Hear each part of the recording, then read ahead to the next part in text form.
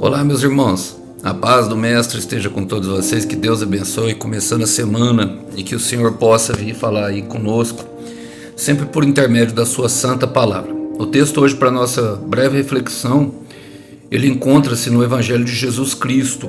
Eu quero ler com vocês segundo Lucas, o capítulo de Lucas, capítulo 23, versículo 18 em diante. Diz assim: Um grande clamor se levantou da multidão. A uma só voz gritavam: Mate-o, soltem-nos, Barrabás.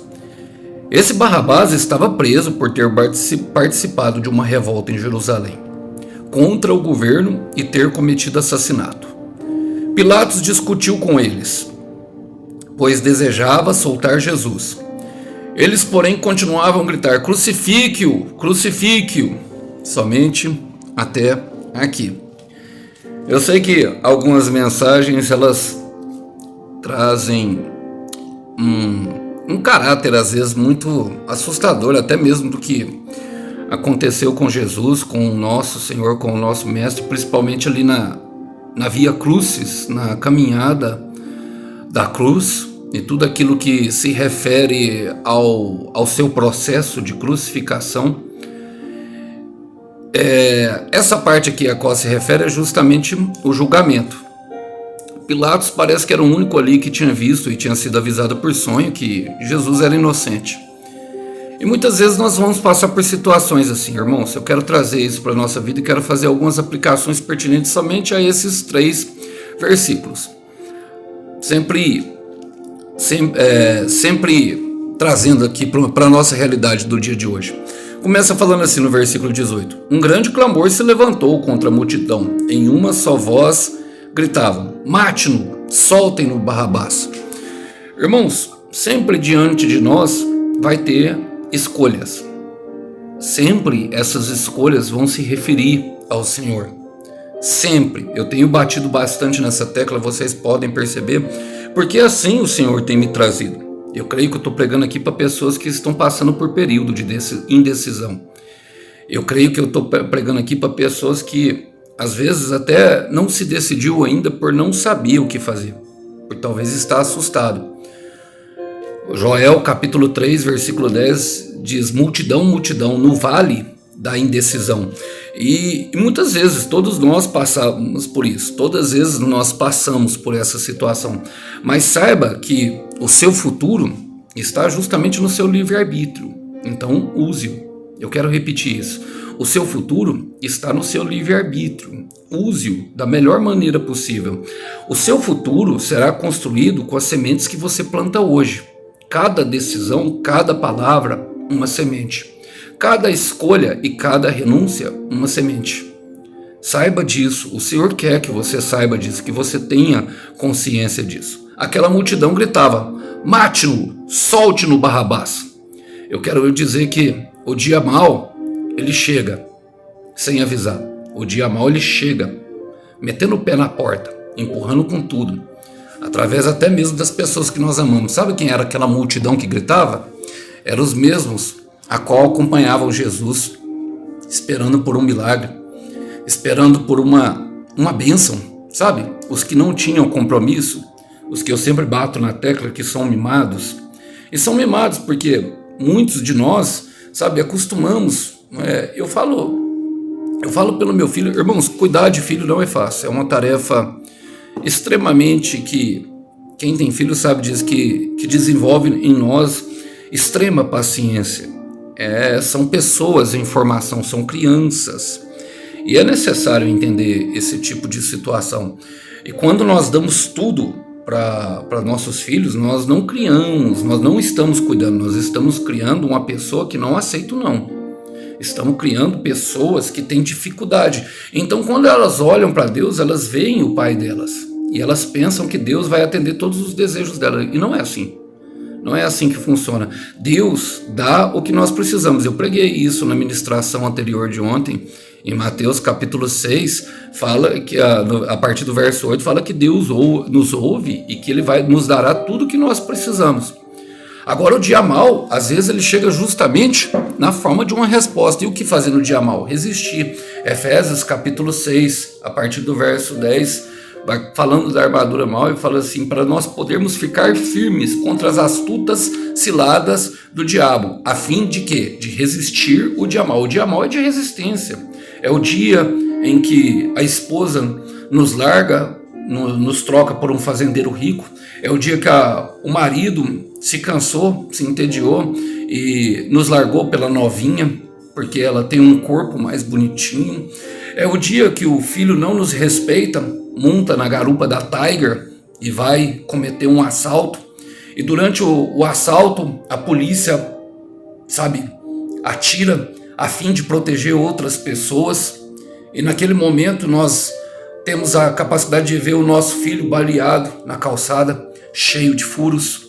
É o dia, em que ele não nos ouviu e foi mesmo assim fumar maconha com a galera da esquina e vender droga. E nesse momento a polícia passou, deu o baculejo, achou e foi preso. Foi preso porque não escutou o seu conselho. E lá dentro da prisão conheceu gente pior ainda, É o filho que foi assassinado, a lágrima, que cai. É nesse dia mau. É esse dia que o Senhor chama e nos coloca de frente para Ele. Porque isso acontece com todas as pessoas. A gente pensa que às vezes nunca vai chegar na nossa casa, mas bate, acredita. Esse dia, uma hora ou outra, o Senhor nos chama a ter um encontro com Ele. Normalmente é no meio da dor. Agora, o que nós vamos fazer com a nossa dor? Bom, ali tinha um homem que era Pilatos.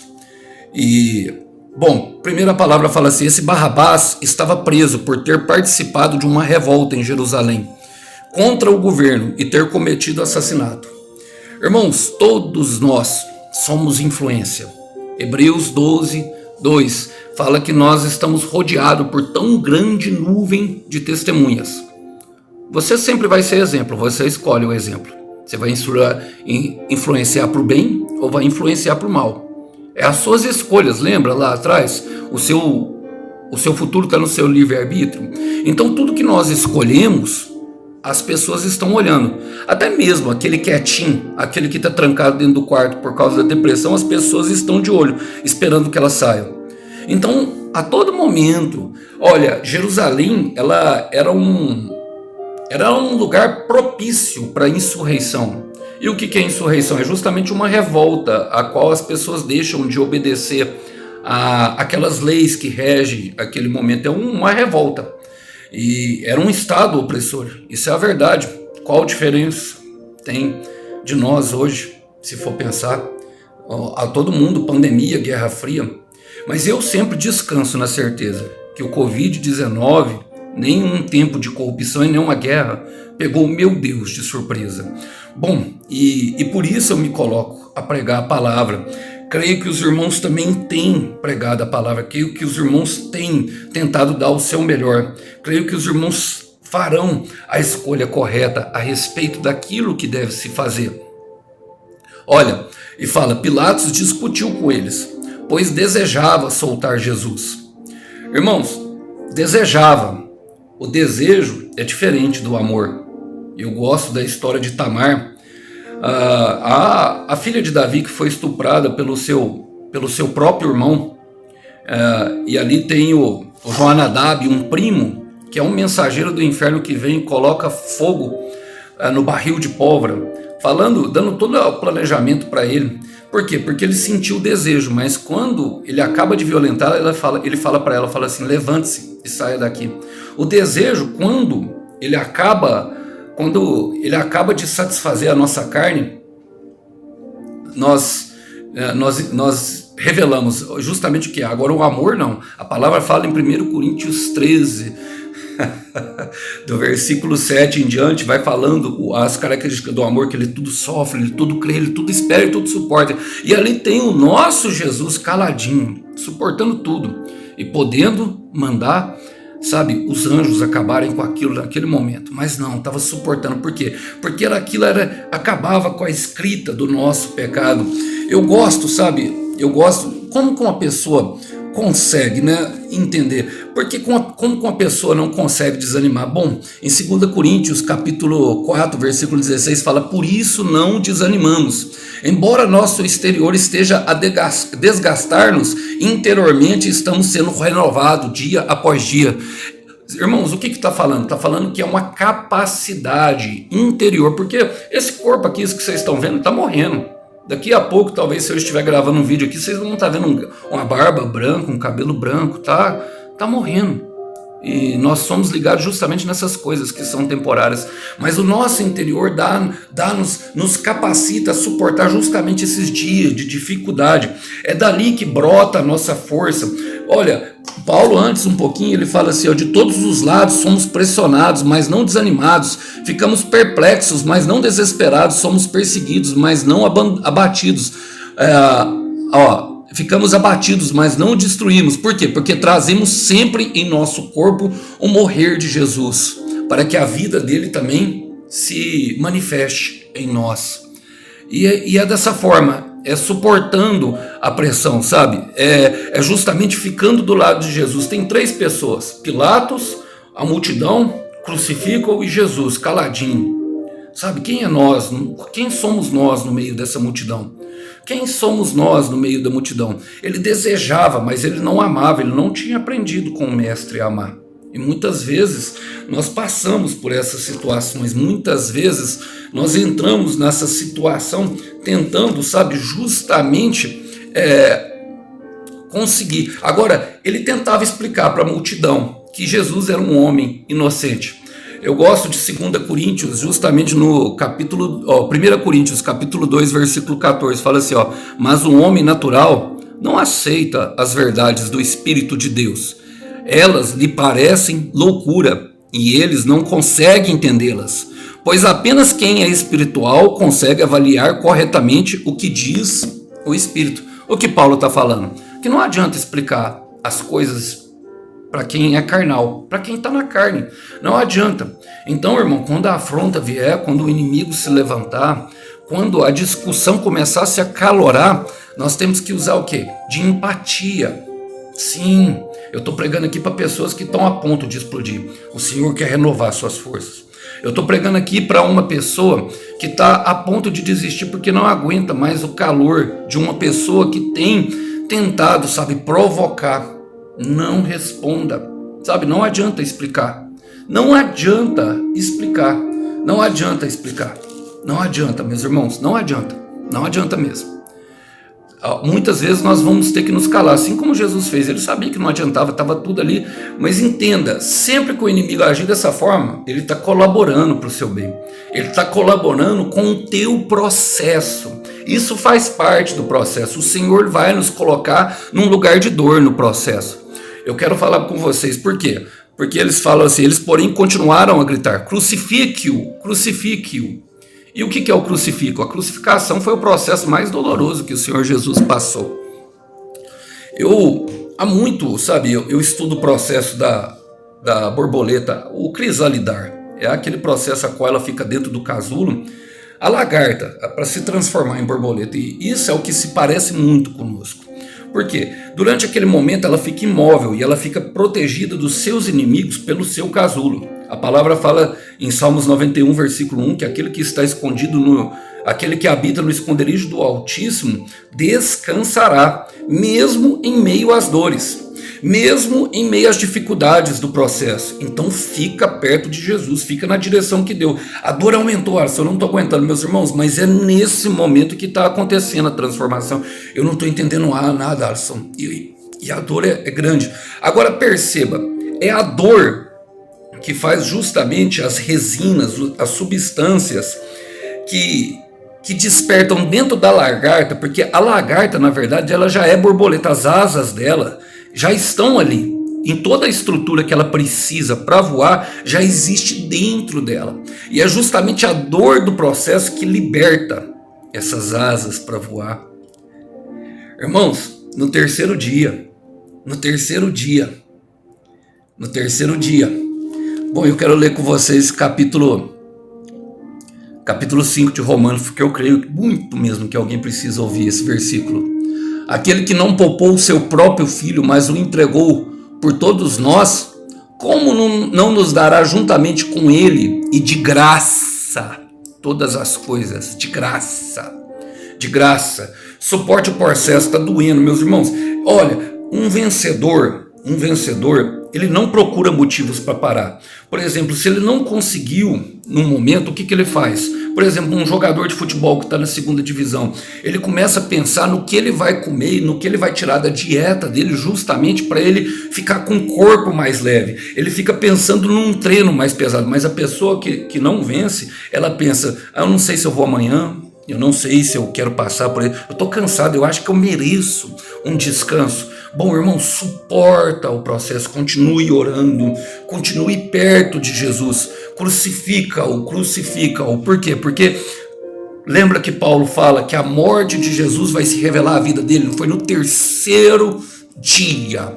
Foi no terceiro dia, em 3 dias pode acontecer muita coisa, e talvez você esteja vendo agora as pessoas gritarem, querendo te matar, talvez agora seja um momento de dor, talvez agora você esteja vendo somente o inimigo atacando e nada de ver o milagre. Eu quero ler um versículo para terminar com vocês.